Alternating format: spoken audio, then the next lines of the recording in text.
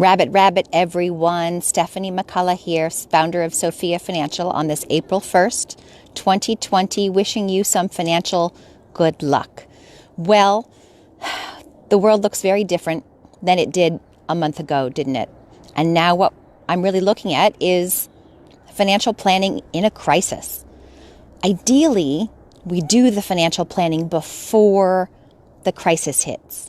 But honestly, it's hard. It's really hard to put money away for the maybe stuff when you've got definite things that are pressing or that are really attractive.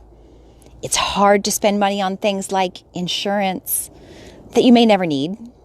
It's hard to do those documents, right? Like the powers of attorney and the healthcare directives when things feel good. So now we're here.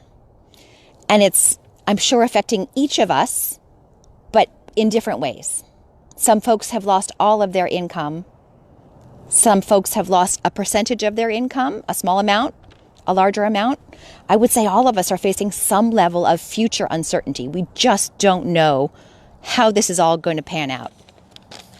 So what steps can we take now? Number one, I would say cash is king. And I'm sorry if that's a sexist phrase, but money in the bank is your friend. And I don't mean invested money. I mean boring old sitting in a savings account or a money market earning next to nothing. The more you have, the longer you can ride things out, by which I mean pay your essential bills. Remember, and we had a really rude reminder of this last month, right? Investments can go down.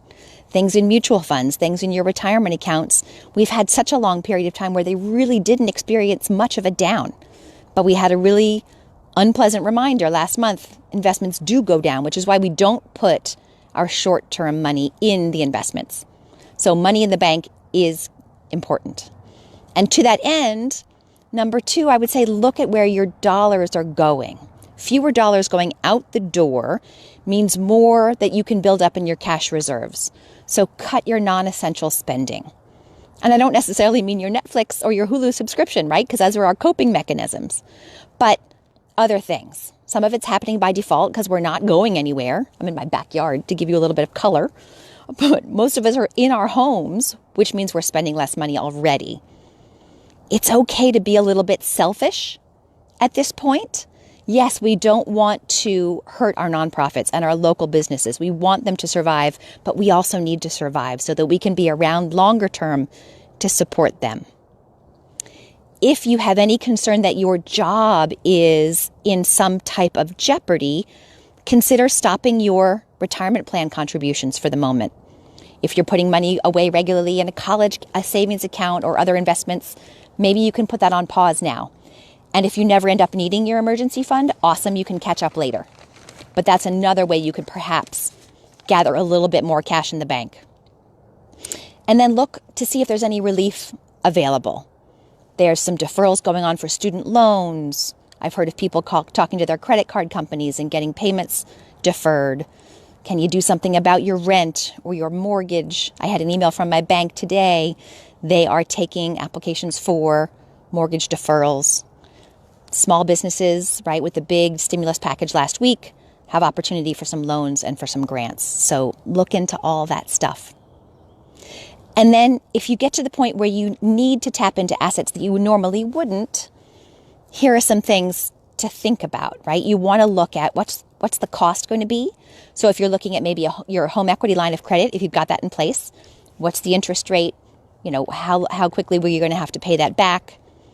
If you're looking at things like your individual retirement account, normally there is taxation on that, unless it's a Roth IRA.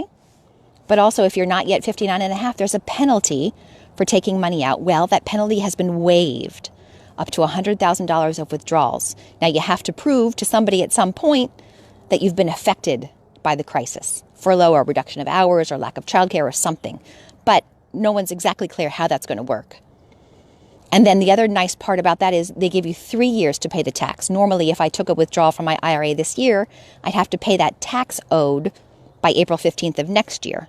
But you can spread the tax due over 3 years. So that's a nice bit of relief. Loans from your retirement plans. If you are working and have something of a 401k, the old limit was only 50% of your loan balance. Now you can take up to 100%. So again, I think you have to just tell your employer that you've been affected, and then you can suspend your repayments for a year. So that's something nice. If you're thinking about leaning on your credit cards, then I would strongly caution you to look at the interest rate and make sure you think you're going to be able to pay those back, right? Because that interest compounds against you. So in this case, you might look at an IRA withdrawal instead, because yes, you're taking that money from future you, but future you is not going to, come banging on the door and make you pay it back. So it's definitely a balancing act. You're going to look at all the different pieces of the puzzle. And then my last tip is be on the lookout for shame. Shame tends to rear its ugly head when financial worry is going on. It's super easy to beat ourselves up about whatever situation we're in, but blaming ourselves only compounds the pressure we're dealing with. Find someone you can talk to. You're not the only one feeling this type of stress. Think about who has been available as an emotional support to you in the past. And maybe this is an opportunity for all of us to try to break that taboo about talking about money. We're all feeling this level of stress. Let's make it okay to talk about money with our good friends. Everyone, I wish you the very best of financial good luck for April. I hope that when I check in with you in a month, we'll all be in a better place. And take care. Stephanie McCullough signing off.